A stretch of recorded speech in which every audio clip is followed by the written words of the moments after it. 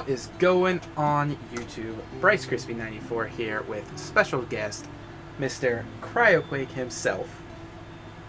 Yo, what is going on, everybody? Glad to be here. Thanks for having me. We are glad to have you here, and we are doing a brand new series we are calling the D&D Monster Corner.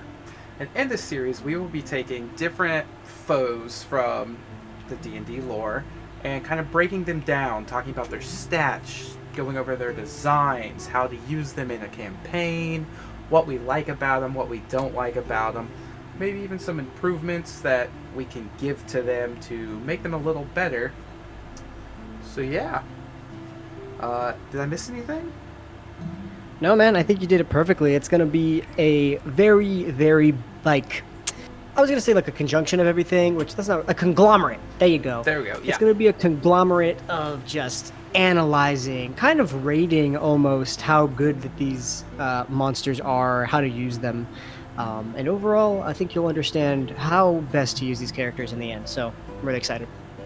All right, so our first part is going to be... Oh, I should probably introduce the monster we're talking about. So we're going over Gnolls, which are a pretty classic D&D enemy. They've been in every edition so far. They are hyena people. You'll see them on the screen. But yeah, so the first segment we're going to talk about the design of the Gnolls throughout the different editions. So here we have the first edition and the second edition Gnoll. And like many things from first edition, it's less than stellar. It's definitely scuffed. Yeah, it is. It's very basic, black and white.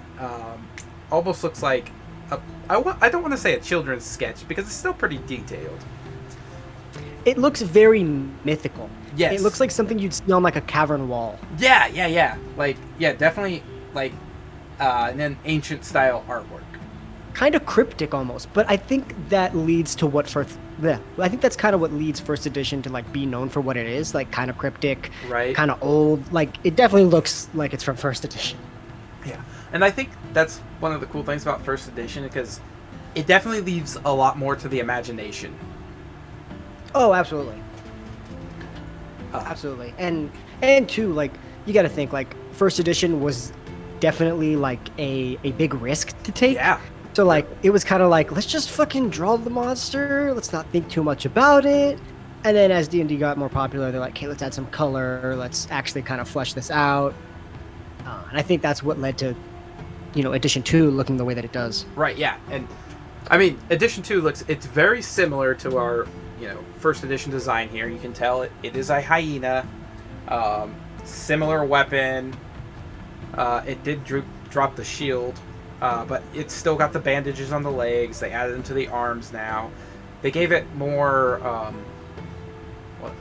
bestial-like armor, like more natural-looking armor rather than, the sort of modern. I don't want to say modern, but more like more of a traditional like yes, yeah, army like type of attire, yeah. Which. I do like how they, and obviously clearly, as you'll see, they do start straying more and more into the feral side of Gnolls, yes. Because the first edition just kind of looks like a human with clawed feet and a weird face. Like, it's got more humanoid armor, it's using a shield, it's using, like, a halberd.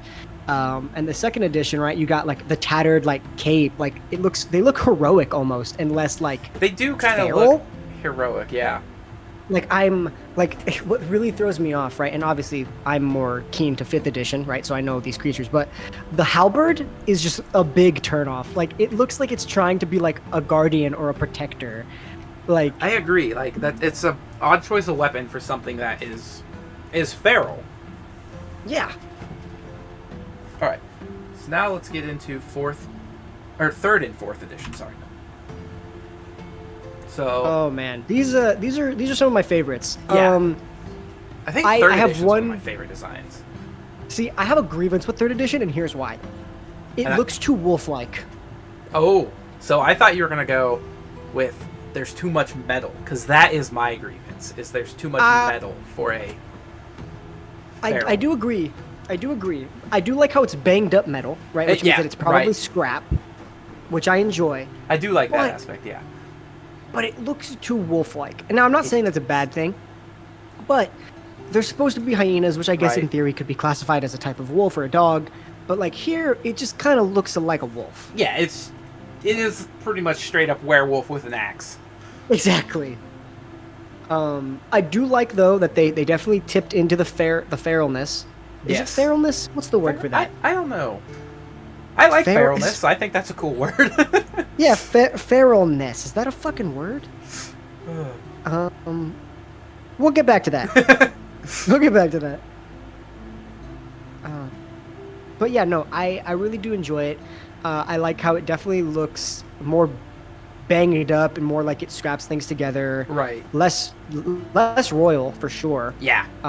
It doesn't look like it's a guard protecting something. It looks like it's here to pillage and attack.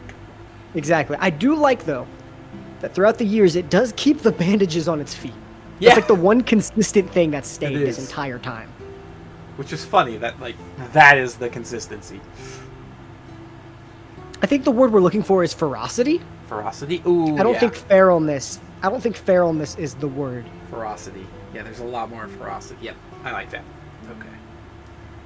But yeah, no, I do enjoy it. And as far as, if you want to talk about ferocity, I love 4th edition's design. I think it's one of the best. I still don't like the shield. I don't really see gnolls with shields. Yeah. But the picture perfectly encapsulates, like, the ferocity inside of that. Like, the jaw wide open, the spear, finally dipping into the spear. Yes, I was about to enjoy. And then, if you can't really see it, but cropped out, there is a bow. I'm not sure if that is on his back or if it's another gnoll on the side holding a bow. But that is another weapon that they are known to have now. Oh, yeah. And, like, and the one right next to it, like, just look at the savage, like, the primal savagery in its eyes. Like, the big claws. Like, the thing that I don't like about 3rd edition is that the hands are very small. Looks more humanoid. Yeah. But with that one claw on that one to the left, dragging that dead body, right, is like perfect. The metal, I'm not like a fan of it, but it definitely looks more banged up and rusted. Right. Yeah. It definitely feels like it's still kind of that scavenged metal, and then that like symbol that's war painted on there, like, or blood painted. Yeah. I like to think it's blood painted. Obviously, they drew it so it looks like it's done with like a pawl, not like professionally. They just kind of like smeared some blood on their hand and then wiped it in that symbol on the shield. Yeah, and the fire burning in the background. Like, 4th edition, I know it gets a lot of shit, but like some of the best art came out of 4th edition. It's got some pretty dope artwork. I've seen a lot of really good 4th edition artwork. And it's the closest to what 5th edition becomes. Right. Which brings us into 5th edition. As goofy as it looks, because it does look pretty goofy. It does. I love it, right? It's got, the bloody, kind of gross, unkept bandages on the arms and the legs. It's got the tattered clothing. It's got some rusted piece metal, the spear. Right. I don't like the braided sideburns that it's got going on. I had never noticed that until you just said that. That is... Yeah. It looks like fucking Wendy, like from, Wendy's, the company. God damn it. But, like, overall, like, I like this design a lot. The scarred eye. Yes. Like blinded really in the one eye. The notched ear. The detail in the wrinkles on its nose, the snarl. Like, I get it. Like, 5th edition is the most recent, so the graphics and the art that come from it are very detailed and finite. But, like, there's a lot of detail here that I enjoy. I still prefer 4th edition, though, I think. I think let me go back to 4th edition real quick. The thing I like about 5th edition over 4th edition is the thickness of the, like, upper torso. Okay. These guys are I can pretty agree with that. skinny. And 5th edition, you have that wide chest, and they gave them some muscle definition, which that might just be the artwork, too. That's true. But right? I do like that. Obviously, you'll have, more frail and skinny and scrawny gnolls than, you'll have a variety of body shapes. but I do think that look at the thickness of the neck on 5th edition. Right. Like that is a humongous neck. Like this dude's that's got, very true to hyenas with that thick upper torso. Yeah, kind of like the hunch. I Yes. like the hunch. Yeah. They definitely look towering, for sure. And I like that a lot. I do too. I have a Gnoll mini actually. It's a Gnoll bow hunter, I think is what they call it. It's just a Gnoll with a bow. And Oh, okay. when I got it, because the Icons of the Realms minis are to scale. Obviously, they're D&D minis. Like they're the ones they send out. And I'm like, wow, I did not realize how big Gnolls were. Yeah, I don't think they're classified as large. I think they're medium, but they're still big. Yeah. Which I was just surprised. I was like, okay, so they're Volstagg size. yeah, they're huge. Yeah. They're definitely big. Speaking of size, that's a pretty good transition to go ahead and talk about the Gnoll stat block. Yes. All right. So, I find I have a couple qualms with the stat block, but we'll get into that after this. So, armor class 15, that's hide armor plus shield, right? Which 22 so that hit means points. they can carry a shield, right? They can carry a shield. I guess I didn't didn't realize really that. think about it like that. Yeah. I didn't either. They don't. It's because the artwork doesn't have it in there, so it Right. kind of Yeah. confuses So you you. just don't picture him with a shield. Plus, most have bows, so Yeah. they have shield and a bow. 22 hit points. I think that's fair. They're pretty beefy. I mean, you could pretty much. I mean, we'll talk about that later, but you could throw these in pretty early. So 22 points could soak up some damage. What's their max? It's 5d8, so 5 times 8 would be what is that? 40? Shit, 40. That's actually So, yeah, pretty high for early game. Yeah, but 22 is the average between that, I think. Yeah. Yeah. 30 feet speed. Then you got 14 strength, 12 dex, 11 con, 6 intelligence, 10 wisdom, and 7 charisma. You got the dark vision. You got passive perception at 10. They speak Gnoll. Proficiency 2 and challenge rating 1/2. I like that they So- don't even speak common. They just speak Gnoll. Yeah, no common, just Gnoll. Just Gnoll. Just Gnoll. Which is really interesting. As far as all that goes, I'm cool with the armor class. I think that's fair. I don't think there's any qualms there. I like the hit points. I do wish they were faster. I agree. I think something like that should be... I'd say 40, just give a 10-foot. I would be inclined to agree, but honestly, I understand why they didn't do that. Because in 5th edition, the artwork is made to make it look as if it was more of a beefcake rather than agile. True. In 4th edition, I would say it's probably got a better dex. It's probably got a better speed stat. But for 5th edition, even though I'd like it to be a little bit faster, I'd like it to have a little more dex, I think that overall, everything it gets pretty much fits it. Right. My favorite is the intelligence with a -2. Oh, yeah, and then the charisma to boot, because Yeah. technically... What happens when you only Unfortunate. speak Gnoll? You can't be charismatic. Yeah, no. And it's not even a cute kind of charismatic either. It's just like a, ooh, shit. Disgusting. But yeah, you wanna go ahead and dive into some of the more combat-oriented Yeah, things? so we'll talk about Rampage, which... It's not an action. What is that considered? It's just a trait? So Rampage, when a Gnoll reduces a creature to 0 hit points with a melee attack on its turn, the Gnoll can take a bonus action to move to half its speed and make a bite attack. I would classify this as a trait. Okay, that's what I Or- thought. That would just be like a racial trait, basically. Yeah, I would call it an innate racial trait. Which, that's pretty cool. It really sucks for the players, because that means one of their characters is now unconscious. But... Yeah, and then they get a free attack. yeah, so I think that's actually a really cool trait to have for an enemy. Its actions, you have Bite, Spear, and Longbow. So, basic attacks, nothing crazy, no magic, no summoning, nothing like that. They are, in this edition, they are more ranged attackers, so you're probably typically going to be seeing them throwing their spear or shooting arrows, because their bite is just, it's not as strong as the other attack. Actually, is it? No. Yeah, the bite is the weakest attack. It's a little bit worse than a two-handed spear. Yeah. Or a little bit worse than a one-handed spear. But I mean, if they've thrown their spear and they're out of arrows, obviously they're going to be biting at you.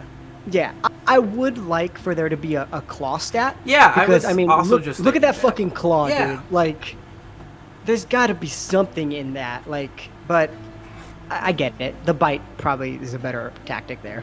Right. But I mean, I wouldn't want to catch a hand from one of those things. I mean, yeah, no, God no. But like, I do understand. Like, I think I'd rather be clawed than bit. Right. I think that can be said for pretty much anything. That's true. All right, so let's go ahead and talk about the variants of the Withering. So the two variants we are going to cover. The first one is the Null Withering, which I think I just said that backwards, but yeah. Anyway, we're going to cover the Null Withering. So these I really like. These are my favorite of the variants, and what they are is nightmare fuel. Yeah. So they are so scary.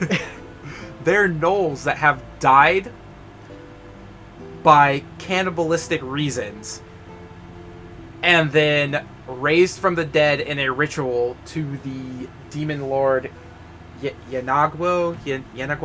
Cryo says it way better than I can say it. I'm pretty sure it's Yanogu. Yanogu, yeah. The demon lord Yanogu, who the gnolls worship. So yeah, that is a Witherling. A cannibalized gnoll who has been raised from the dead to celebrate a demon lord. Gotta love D&D. Fuck. This thing is terrifying. You got pretty much all bones with little bits of flesh still clinging to it, which is just all types of nightmare fuel. Rotting flesh on a skeleton. Ugh. It's, oh my god. But like, it's cool. Even that weapon, that like club it has, is just... Oh, that, if I saw that in real life, I think that I would just submit. Yeah, it's just like, all right, well, like I'm dead. I don't want to live anymore. It's like I've already seen hell, so just take my life, please. I'm done. I can't. Can't go anywhere worse than here. Yeah, I've already reached the bottom. But yeah, it's super cool, like design wise. Definitely cooler to bring in like maybe later game. Yes. I was just looking at their stat block. I was going to compare the two. They actually have a lesser armor class and less hit points than a regular gnoll. Which makes sense because it doesn't have its flesh. It's just a pile of bones. But like you could bring it in as like a scare tactic if you want to kind of do that as well. Like you could definitely do. It could probably definitely be like a summon, like a necromantic summon. Yes. Of some kind. So like kind of more like gnolls, or more of like, yeah, you're there to fight the gnolls. But with the Witherling, I feel like something summoned them. Like, and you're kind of fighting them as like little minis, like little mini side, opponents. So my favorite thing looking at the stat block is they are only one less intelligent than a regular gnoll. Hey man, dying makes you stupider. But only by one. I mean, you were stupid enough to die, so like obviously. Yeah, I mean, like, not even just die, cannibalized. Yeah, so you must have been pretty stupid. Comparisons though, so they have the same amount of dark vision. They have less passive perception. They can understand Gnoll, but they cannot speak it, obviously, because they're skeletons. Yeah. They do. The Witherlings are actually immune to poison damage, which I think is cool. I believe all undead are, because technically they're dead, so poison wouldn't do anything. I think is the logic that they have behind that. Makes sense, which also explains why they can't be exhausted. Yeah, because they're dead. So like, how you sleep if dead? I think that's the way it works. And then action-wise, they still, I guess trait-wise, they still have the Rampage trait, which is the exact same. They do get a new attack, which is multi-attack. So they're able to shit. bite and club you. Oh, that's scary. Yeah. Don't like that at all. And then they have a reaction.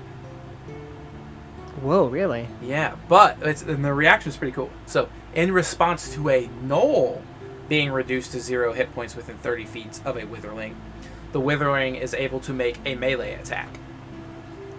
Huh.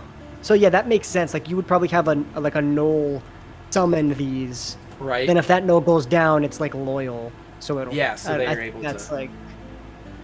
I like that. Yeah. Alright, so that's it for the Gnoll Witherlings. Straight out of horror story. And moving on to the Gnoll Flesh Gnawer. So this thing has a name straight out of a horror story.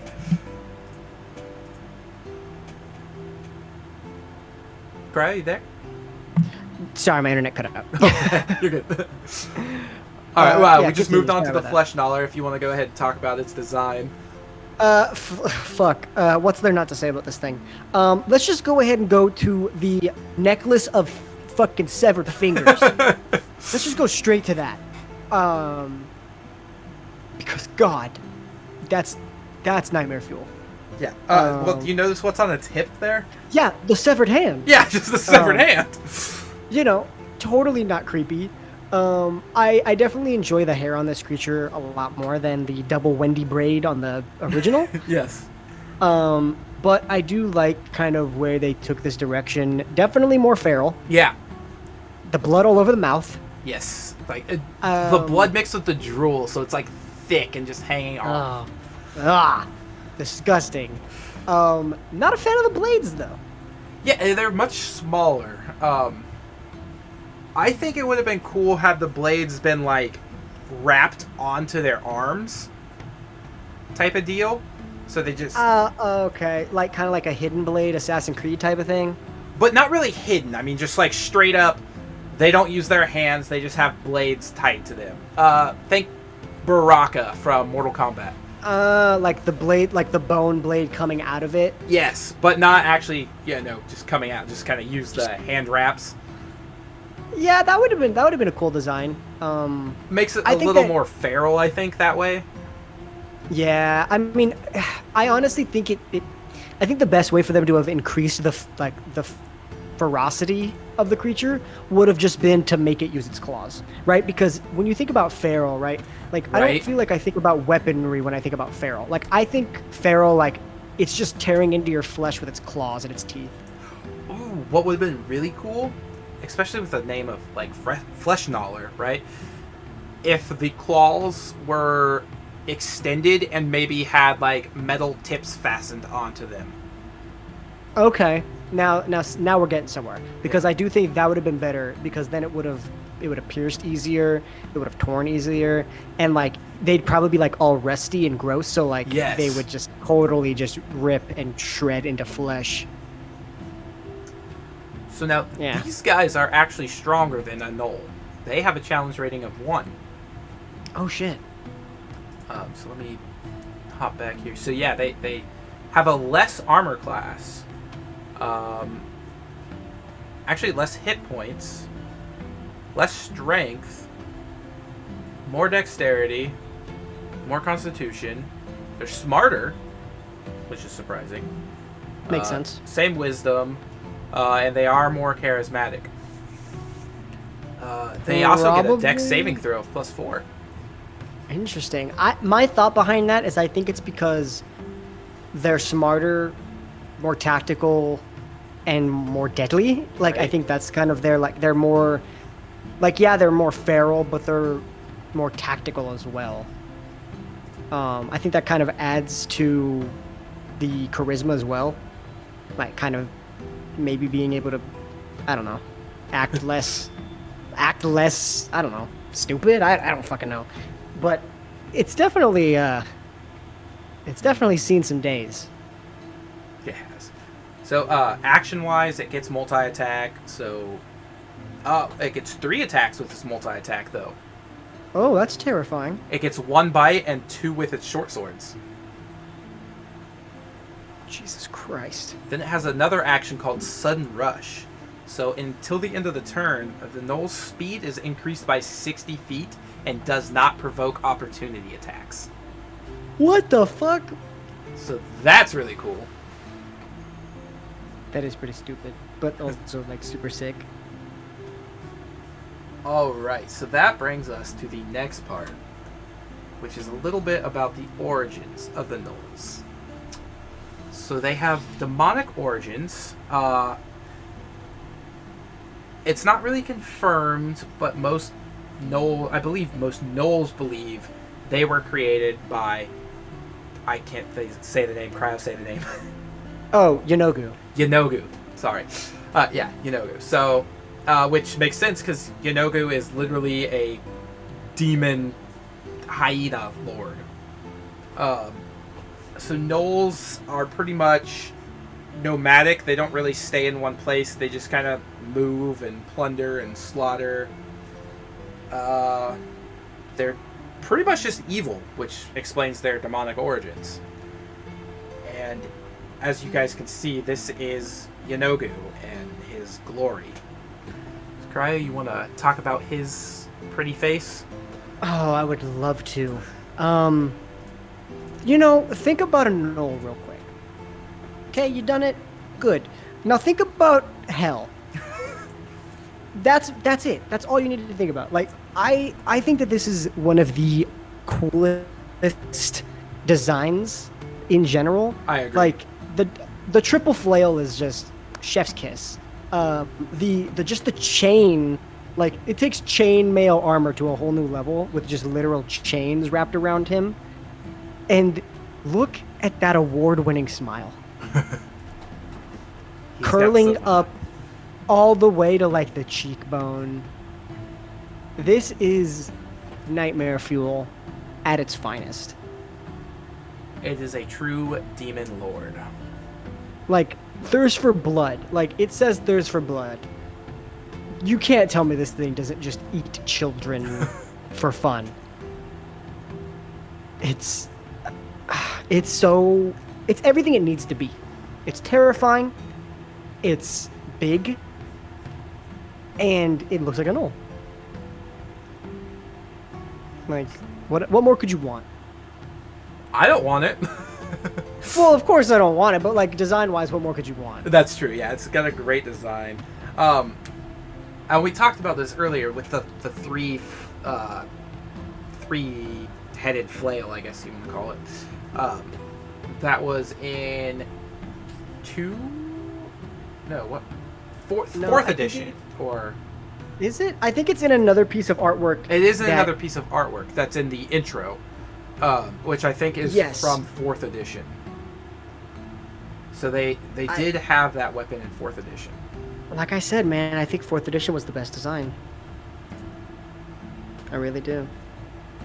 We're not really going to go over his actions or anything. I mean, he's a demon lord. He's incredibly strong.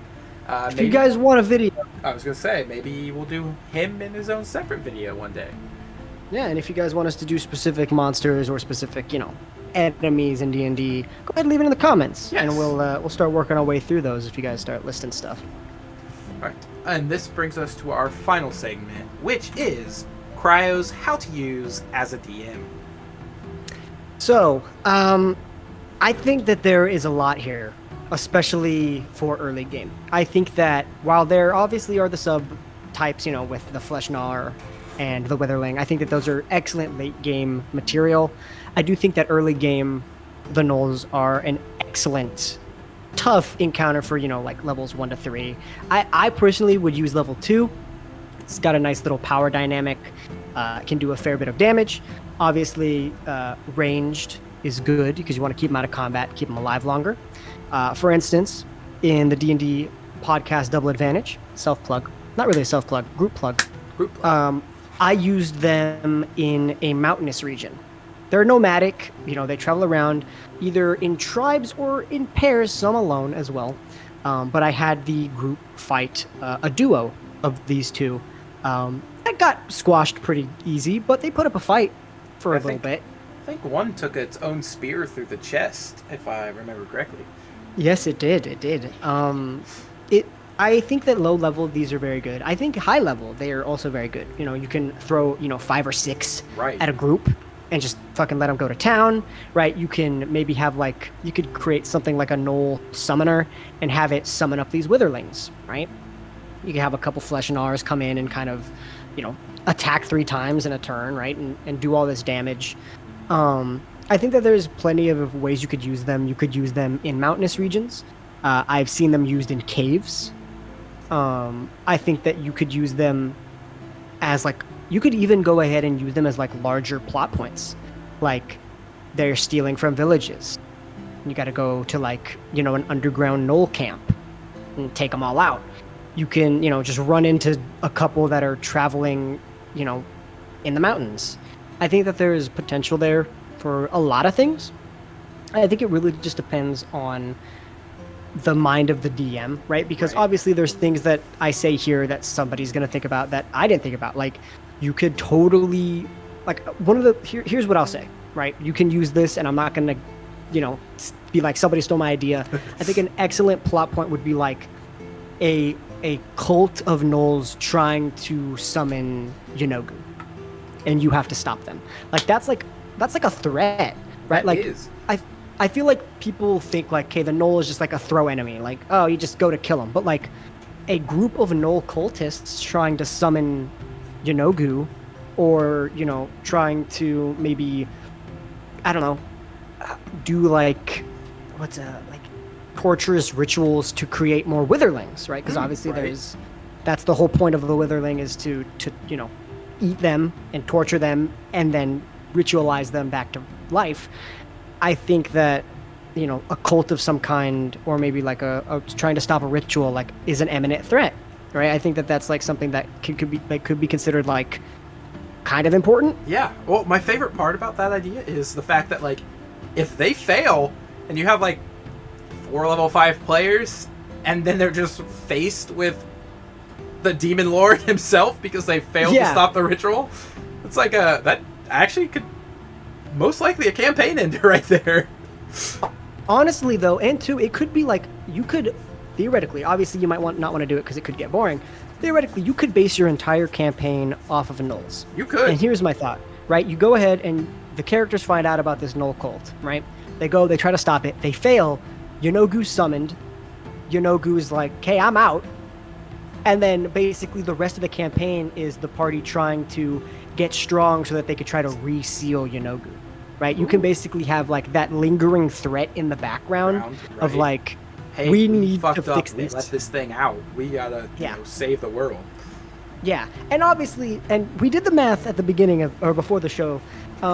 It would take what was it? 5 level 20s. 5 level 20s to have a chance. To have a shot with Yenogu. So obviously, right, nobody's going to spend a campaign from level 1 to level 20, which could entail, a couple of years of a campaign to go from 1 to 20. Nobody's going to have Yenogu, Yenogu would take over the world at that point or some shit like that. It would be too, but maybe okay, you accidentally unleash Yenogu, but there's a magical artifact that they need to find that would reseal him. Yes. Right? There's definitely ways you could go about it without just being like what I did. I was they're in the mountain, I want them to fight something, ooh, Gnoll, and then just threw it at them, right? But you could be more strategic and be okay, why are they fighting Gnolls? You can give a whole little background, right? There could be maybe a something a piece of parchment on the Gnoll that says in Gnoll language we plan to assassinate the king tomorrow or some shit like that. You can use Gnolls as a plot device if you have to, or if you want to, because typically people just kind of throw Gnolls around for fun, but I think they could be used more for that. I agree. That was my spiel. Welcome to the sorry. A lot of great ideas there for new DMs, current DMs, old DMs, older DMs. So yeah, do you, boo? Let your creativity fly. Which is the best part about Dungeons and Dragons. You just can do whatever. You can do whatever you want. You could. I mean, I would want to do it one of these days. Could even just play a Gnoll. Figure it out. Work with a DM. I was gonna say, yeah. Have Gnolls be good in your world if you want. You know, like a redemption arc type of thing. Like, you know, like there's this Gnoll warrior you come across who doesn't like gnomish heritage. God damn it, Gnollish heritage. Like, right, and you could have a cool power dynamic there of like a Gnoll monk, basically, like, yeah, peace. That'd be really cool. Like, yeah, trying to stray away from the savagery, like trying to fight his inner demons. Like, there's a lot you can do, you know, with, you know, a group of people who like to come up with cool ideas and a DM who enjoys like you know, entertaining those ideas. Like, I'm gonna stray off the script here. I never once thought about a half-orc druid until Bryce came along with Volstagg. Hi guys. And it's one of the coolest character builds ever because, you know, the extra crit applies, relentless endurance applies, and it's not a typical build that people think about, but it works really well. And so you can come up with some whack. Yeah, it's really good. You can come up with wacky shit all the time with whatever you want. Like, Gnoll as a class is not something people do often, at least, but you can fucking do it. You can. Or Gnoll as a race, not Gnoll as a class. I'm sorry. All right, yeah. I'm gonna be a half-orc Gnoll. What? Huh? What? What does that even mean? I do think there are half Gnolls, actually. Ew, but gross. That's kind of disgusting, and I don't want to think about that. Yeah, I don't either. All right, guys. Well, I hope you enjoyed this. We had a blast making it. It's something we've been working on for a while, and I can't wait to do more of them. As we said before, if you guys have a monster you want to see us break down, talk about, give you guys ideas of how to use it, how to improve it, let us know in the comments down below. Make sure you go over to the Devil Advantage channel to see us weekly. Cryo is the DM. He's the one making all the stories. I'm just there trying to survive. Yeah, you are. So yeah, any last words? No, I think you kind of hit the nail on the head there. If you guys want to see specific stuff, it doesn't just have to be monsters. If you guys want to talk about like constructs, you know, we're not keeping it to like the monstrosity class. Right. Anything that would classify as like a D&D foe, you know, dragons even, stuff like that. Like, we just want to kind of delve into the different things that you can fight. And yeah, you know, just let us know how we're doing. You know, there's definitely going to be some trial and error here. You know, whether we want to do, you know, face cam, if we want to do, you know, instead of like, you know, editing stuff in the back, like do more like live edits, like kind of just flipping through and showing you guys like a slideshow, stuff like that. Which that was the original idea, but I got lazy. Yeah, I mean, and two, you gotta test the waters. Right. So like, yeah, if you guys think the water's a little too hot, let us know. If you think it's a little too cold, let us know. Exactly. We're always up for the challenge and to change depending on what people are feeling. All right, guys. Until next time, I'll catch you later. Peace.